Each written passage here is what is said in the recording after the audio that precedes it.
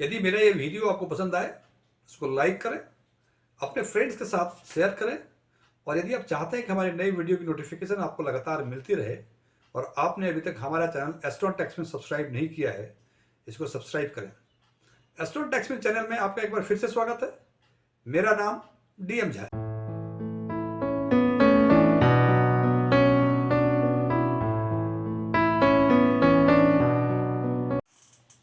जब mutual fund select करने की बारी आती है तो हम CAGR, एब्सोल्यूट रिटर्न, XIRR और कई तरह के रिटर्न के बेसिस पे फंड को सेलेक्ट करते हैं और उस सिलेक्शन के बाद यदि कोई घटनाक्रम में अधिक बदलाव आता है, यानी कोई मैक्रो इकोनॉमिक फैक्टर में कोई अधिक बदलाव आता है, जैसे हिडेनबर्ग का खुलासा अभी हो गया, कोविड त्रासदी आई थी या कोई और पॉजिटिव न्यूज़, ये दोनों निगेटिव न्यूज़ थे या कोई पॉजिटिव न्यूज़ भी आती है, तो हम देखते हैं कि दो फंड जिनके CAGR या XIRR बराबर थे, लेकिन इस मैक्रो इकोनॉमिक फैक्टर में चेंज आने के बाद उनके रिटर्न में काफ़ी बदलाव आ जाता है, काफ़ी अंतर होता है। आखिर ऐसा क्यों?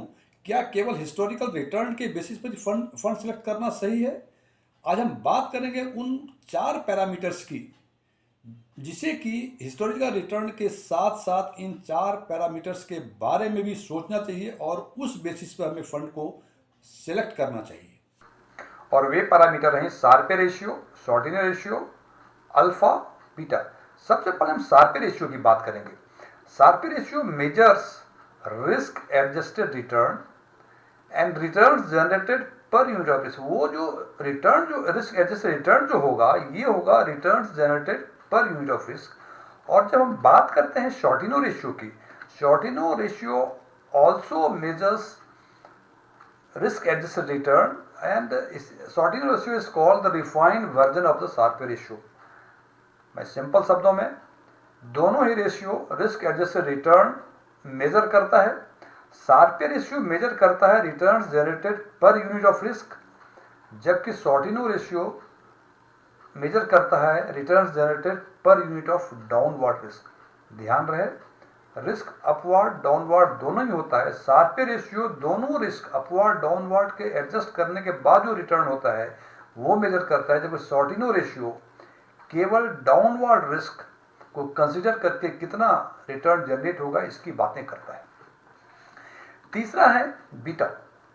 Beta is volatility compared with the benchmark. For example, यदि हम लार्ज कैप फंड को सिलेक्ट करना चाह रहे हैं और जो पर्टिकुलर फंड है उसका बीटा वैल्यू 1.5 है और जो लार्ज कैप फंड जो कि सिलेक्ट करना चाह रहे हैं तो इसका बेंचमार्क जो होगा नॉर्मल कोर्स में सेंसेक्स 30 होगा। ये कौन सा बेंचमार्क उन्होंने उस फंड ने डिसाइड किया है वो उनके फैक्ट शीट में लिखा होता है। मान लीजिए BSE 30 सेंसेक्स है और उस फंड का जो लार्ज कैप सेलेक्ट करना चाह रहे हैं उसका बीटा वैल्यू 1.5 है। इसका मतलब यदि सेंसेक्स 10% अपवर्ड जाएगा तो आपका फंड 15% एप्रिशिएट करेगा और अकॉर्डिंगली उल्टा भी होगा। 10% यदि BSE 30 सेंसेक्स नीचे जाएगा, इसका मतलब आपका फंड 15% नीचे जाएगा। ध्यान रहे, बीटा का मतलब, बीटा कभी नेगेटिव नहीं होता है। बीटा 1 से नीचे होता है,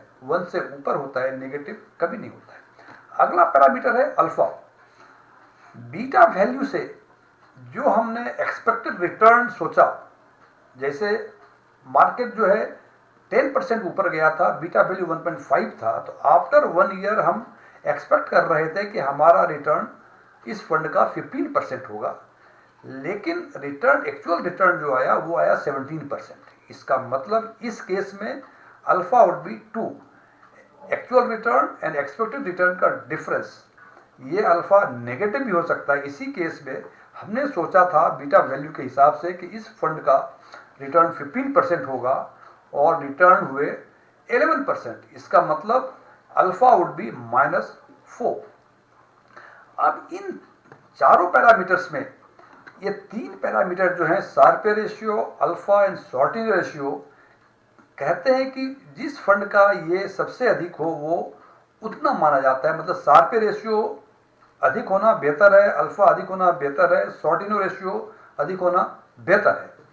लेकिन बीटा के बारे में ये कहना कि अधिक बीटा वैल्यू स्टॉक फंड अच्छा है, या लो बीटा वैल्यू, ये डिपेंड करता है इंडिविजुअल इन्वेस्टर्स के रिस्क परसेप्शंस पे, उसके इन्वेस्टमेंट टेम्परामेंट पे। इसलिए हमने इसको पैरेलल रखा है कि डिपेंड करता है, आपका कुछ और परसेप्शन हो सकता है, हमारा कुछ और परसेप्शन हो सकता है। हालांकि मैं व्यक्तिगत रूप से लो बीटा वैल्यू वाले को अच्छा फंड समझता हूं।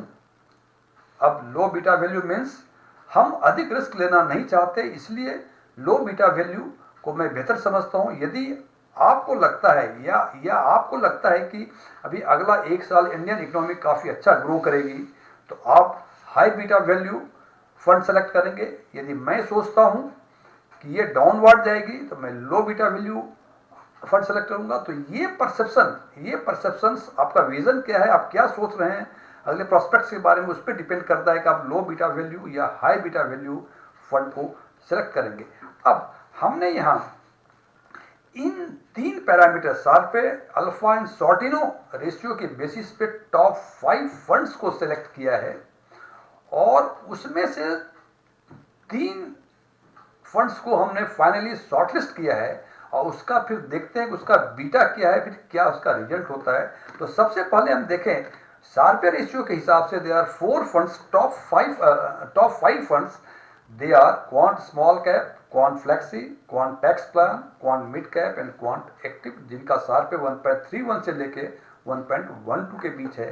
यही यदि शॉर्टिनो की बात करें, शॉर्टिनो में Quant flexi, Quant small cap, Nippon ETF Nifty 50 सरिया fund, Quant tax plan, Nippon ETF Nifty 50 value 20 fund, ये टॉप 5 फंड्स हैं on the basis of Sortino ratio, ये टॉप 5 फंड्स हैं on the basis of Sharpe ratio. यदि इन दोनों fund के basis पे यदि हम 3 फंड शॉर्टलिस्ट करें जो कि दोनों में कॉमन हो, तो वो फंड है quant small cap, quant flexi, quant tax plan. और इसमें हम देखते हैं कि स्मॉल कैप का 1.31 शार्पे, शॉर्टिनो 1.6, मतलब डाउनवर्ड रिस्क में पर यूनिट ऑफ डाउनवर्ड रिस्क इस फंड का रिटर्न 1.6% होगा। Quant flexi 1.26, 1.69 Sortino ratio, quant tax plan 1.2 and 1.46 respectively. अब यदि टॉप अल्फा के बेसिस पे टॉप फंड्स की बात यदि करें, तो वह quant small, quant flexi, quant tax plan, quant active and SBI control. Friends, हमने बीटा के बेसिस पे फंड को सेलेक्ट नहीं किया है।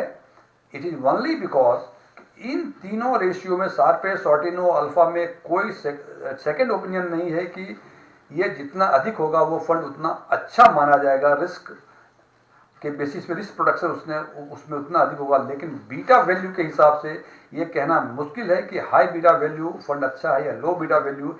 इसीलिए हम इन तीनों रेशियो के हिसाब से जो फंड सेलेक्ट किया है 3, वो है quant small cap, quant flexi, quant tax plan, जो कि ये तीनों फंड इस तीनों में कॉमन है।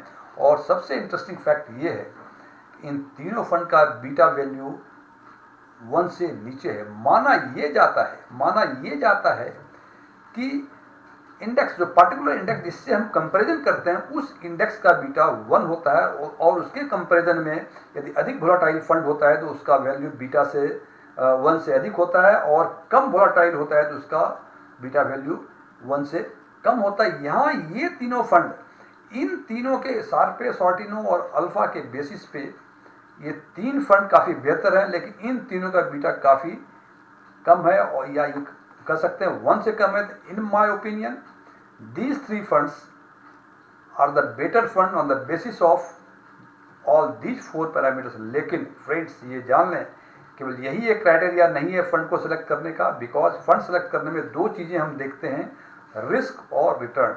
अभी हमने ये बातें की हैं रिस्क के कंपैरिजन में, रिस्क के कंसिडर करते हुए कौन से टॉप फंड्स हैं। अब या तो इन फंड को आप रिटर्न के बेसिस पर देखें, कंपेयर करें, या दूसरा स्ट्रेटजी ये हो सकती है कि आप पहले रिस्क परफॉर्मेंस के हिसाब से फंड को सेलेक्ट करें, शॉर्टलिस्ट करें, और उसके बाद उन फंडों को इन 4 पैरामीटर पर सेलेक्ट करें। उसके बाद जो शॉर्टलिस्ट होता है that would be the better fund. और ये डिपेंड करता है आपके परसेप्शन पे।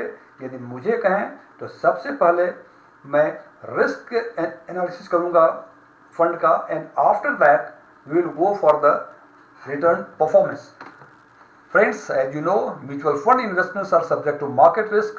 Please read the offer document carefully before investing. Friends, मैं ना तो म्यूचुअल फंड एडवाइज़र हूँ, न ही कोई फाइनेंशियल प्लानर हूँ। मैं एक इंडिपेंडेंट एनालिस्ट हूँ जो हिस्टोरिकल फंड परफॉर्मेंस के बेसिस और अपने परसेप्शन के हिसाब से फंड का एनालाइज किया करता हूँ। यदि मेरा ये वीडियो आपको पसंद आए, इसे लाइक करें, शेयर करें, कुछ क्वेरीज हो इसके बारे में बताएं, कमेंट करें। कुछ चीज़ें अच्छी लगी हुई इसके बारे में भी बताएं, कुछ चीज़ें अच्छी नहीं लगी हुई इसके बारे में ज़रूर बताएं। और आपने अभी तक यदि हमारा चैनल एस्ट्रॉन टैक्समैन सब्सक्राइब नहीं किया है, इसको सब्सक्राइब करें। Thank you.